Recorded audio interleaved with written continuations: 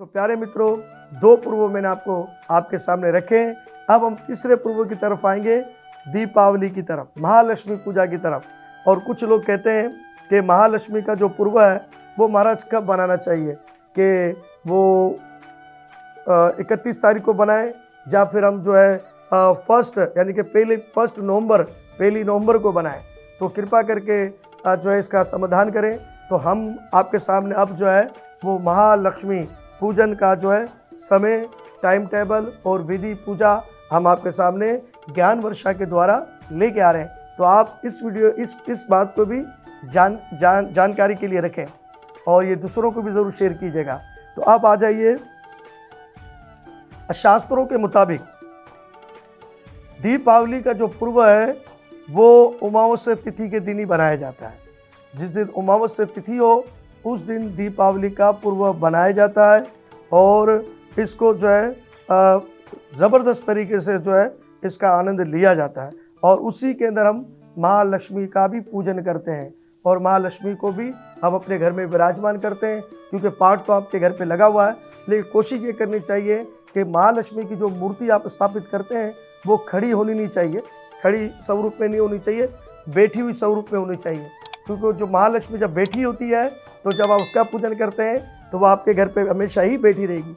लेकिन लक्ष्मी का जो रूप है वो चंचल बताया गया है, इसलिए खड़े हुए की पूजा आप करते हैं तो वो सही नहीं बताया गया।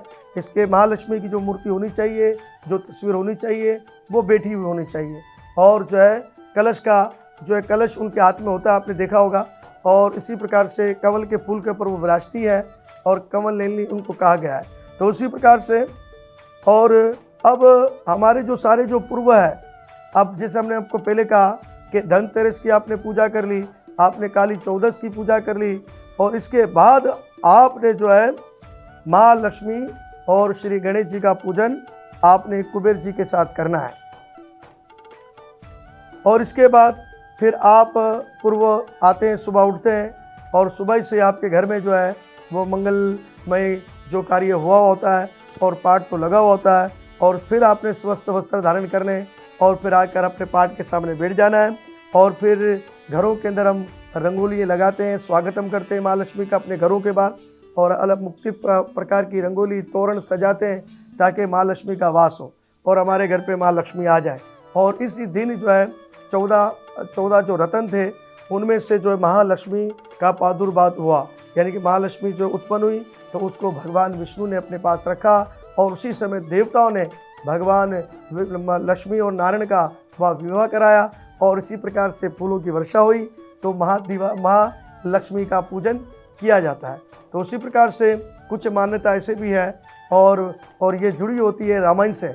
तो रामायण से भी ये बातें सारी जुड़ी हुई है कि प्रभु राम जी 14 साल वनवास काट कर जो अयोध्या में आते हैं और अयोध्यावासी जो है उनके लिए जो है वो स्वागतम करते हैं और पूरे नगर के अंदर दीपों से अयोध्या को सजा देते हैं। इसकी वजह ये होती है कि उस दिन उमावस की तिथि होती है, क्योंकि उमावस के दिन अंधेरा होता है। तो इसलिए वहाँ के जितने भी जो वासी थे अयोध्यावासी, उन्होंने जो है प्रभु राम जी का जो स्वागतम था वो बड़े धूमधाम से किया और पूरी अयोध्या के अंदर दीपों से उसको सजाया गया। तो इसी प्रकार से इस पर्व को दीपावली भी कहा जाता है। तो ये बड़े नामों से प्रसिद्ध है। और इस दिन जो है वो राजा बलि को जो है वो भगवान श्री वामन जी ने वो जो है पाताल का राज्य भी दिया था। तो कई कार्तिक मास के अंदर कई पूजाएं आरंभ होती है, श्री कृष्ण लीला आरंभ होती है, प्रभु राम जी की लीलाएं आरंभ होती है। ये सारी बातें जो है इस कार्तिक मास के अंदर छुपी हुई है। ये रासमयी महीना है और इसके अंदर बहुत सारे हमारे त्यौहार हैं, बहुत सारे हमारे फेस्टिवल हैं। लेकिन क्या कि हमें इसके बारे में इतनी जानकारी नहीं होती। लेकिन आज आप सबको जो है वो हमारे ज्ञान वर्षा के चैनल से सारी बातें आपको पता लग रही है। तो इसी प्रकार से अब हम आते हैं कि महालक्ष्मी पूजा कब है। और इसी प्रकार से महालक्ष्मी जो है वो वैकुंठ धाम से जो है इस धरा पर आती है कार्तिक मास के अंदर, और इस धरा पर आकर जो है अपने भक्तों को आनंद देती है, अपने भक्तों की मनोकामना पूर्ण करती है और उन घरों से जो है गरीबी दूर होती है और सुख शांति समृद्धि जो है उस घरों के अंदर आती है। तो लक्ष्मी का जहाँ वास होता है वहाँ पर जो हमें जो है प्रभु नारायण जी को याद करना चाहिए और भगवान का सुमरण करना चाहिए। नारायण नारायण श्रीमन्नारायण नारायण नारायण। अगर आप इस मंत्र का जप करेंगे तो लक्ष्मी जी स्वयं आपके घर पे विराजमान हो जाएंगी और वो आकर बैठ जाएगी और घरों में और माँ लक्ष्मी का वास होता है, तमाम घरों में जाती है। इस साल जो उमावस तिथि को लेकर बड़ी चर्चा चल रही है कि महाराज कब रखना चाहिए महालक्ष्मी पूजन और कब नहीं रखना चाहिए, तो इसको लेकर कुछ लोग जो है थोड़ा सा संशय के अंदर है, लेकिन आज हम उनका संशय दूर कर देंगे। और इसी प्रकार से महालक्ष्मी पूजन आप किस तरह करेंगे, इस समय इस दफ़ा जो है उमावस तिथि 31 और 1 नवंबर के बीच में शुरू होगी, यानी कि 31 तारीख से जो है वो जो है उमावस तिथि लग जाएगी। और इस बार कार्तिक उमावस तिथि शुरू 31 अक्टूबर गुरुवार यानी कि जुमेरात दोपहर 3 बजे शुरू हो जाएगी।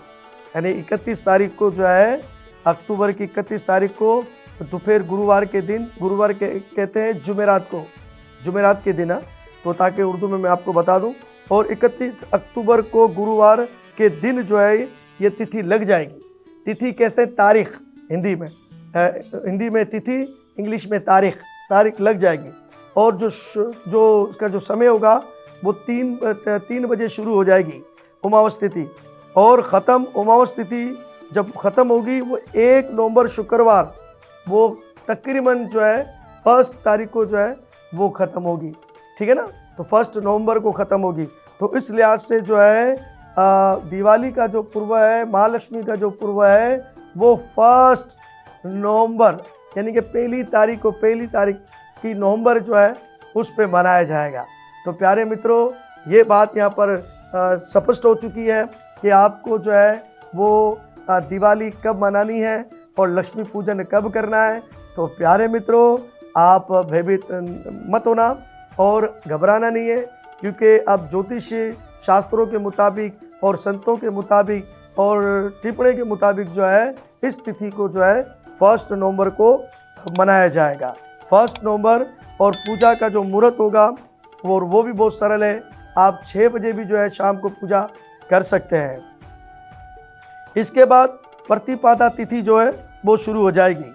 जब प्रतिपदा तिथि शुरू हो जाए तो लिहाजा 1 नवंबर 2024 शुक्रवार को दिवाली का शुभ मुहूर्त होगा, और इसकी पूजा का जो समय भी होगा बड़ा सुंदर समय, आप शाम को कर सकते हैं, यानी कि 5:30 बजे से लेकर रात को 8 बजे भी जो है आप महादिवाली महालक्ष्मी पूजन कर सकते हैं। अगर आपके पास महालक्ष्मी की छोटी अगर मूर्ति है छोटी पीतल की मूर्ति है, तो आप उसका पंचा अभिषेक भी कर सकते हैं। दूध, दही, शहद, असली घी और शक्कर वाले पानी से उसका अभिषेक करें और माता जी को लाल वस्त्र दें और लाल तिलक चढ़ाएं, घी का दीपक जलाइए और माता जी को कोई मीठा भोग लगाइए, तो माँ लक्ष्मी आप पे प्रसन्न होगी। तो ये जो बात हम आप तक पहुंचाने जा रहे हैं, तो इसी प्रकार से प्यारे मित्रों, तो महालक्ष्मी पूजा जो है 1 नवंबर को मनाई जाएगी। और मैं आप लोगों से ये भी विनती करूंगा, कृपा करके आप इस त्यौहार को बड़ा आनंद से बनाइए और आपके इस त्यौहार से किसी को तकलीफ़ ना हो, और ऐसे पटाखे जलाइए या ऐसी सुरसुरियाँ जलाइए जो किसी को नुकसान ना पहुँचाए। तो ये भी हम अपने ज्ञान वर्षा के माध्यम से आपको बताना चाहेंगे, और अपने बच्चों को वो पटाखे लेके दें जैसे वो उसको जला सके या किसी को नुकसान ना पहुंचा सके। और ये दिवाली का पर्व है, और दिवाली में जो है सारे शिकवे ख़त्म हो जाते हैं और दिलों से दिल मिल जाते हैं। तो इसी प्रकार से जो भी हमने अपराध किया हो, जहाँ गलती की हो, तो वो सब हम जो है वो क्या करते हैं कि हम एक दूसरे से गले लगते हैं, मिठाई जो एक दूसरे को खिलाते हैं और मीठा रहते हैं। इसलिए ये दिवाली का पर्व ही ऐसा है कि दूसरे दिन हम क्या करते हैं कि लोगों को सुबह उठते हैं, लोगों को घरों में जाते हैं और सबको कहते हैं राम राम राम राम राम राम, आपके पास भी राम, हमारे पास भी राम, और हम सब राममय हो जाए।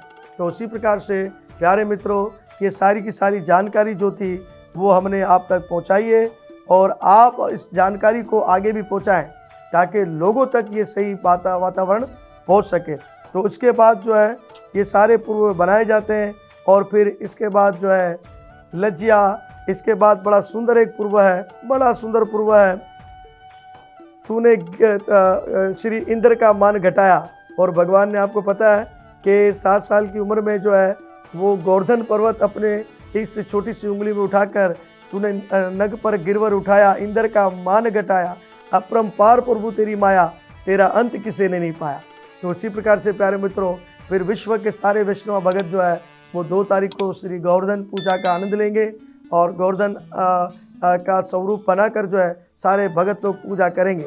तो उसी प्रकार से 2 तारीख को गोवर्धन पूजा है।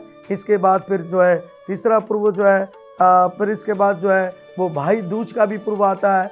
तो ये सारे जो है सारे के सारे जो त्यौहार हैं हमारे इसी 5 दिनों के अंदर होते हैं। तो प्यारे मित्रों, ये जानकारी आपको कैसे लगी है तो कृपा करके जो है हमारे नीचे जो कमेंट्स बॉक्स में ज़रूर अपना विचार रखिएगा। तो हमने ये इन्फॉर्मेशन सारी आप तक पहुंचा दी है और आप इसको ज़्यादा से ज़्यादा शेयर करें, लाइक करें और आगे भी सब्सक्राइब करें। तो हमारी पूरी ज्ञान वर्षा की टीम की ओर से, हमारी पूरी ज्ञान वर्षा की टीम की ओर से तमाम सनातनी जो हमारे बहन भाई हैं उन सबको दिवाली की बहुत बहुत बधाई हो, दिवाली की बहुत बहुत बधाई हो। और हम यही आशा रखते हैं कि इस साल की दिवाली आपके लिए और आपके परिवार के लिए अच्छा हो। हम ऐसी प्रार्थना करते हैं और आपके घरों में सुख शांति का निवास हो, लक्ष्मी का वास हो। जय श्री कृष्णा, जय गुरु नमन।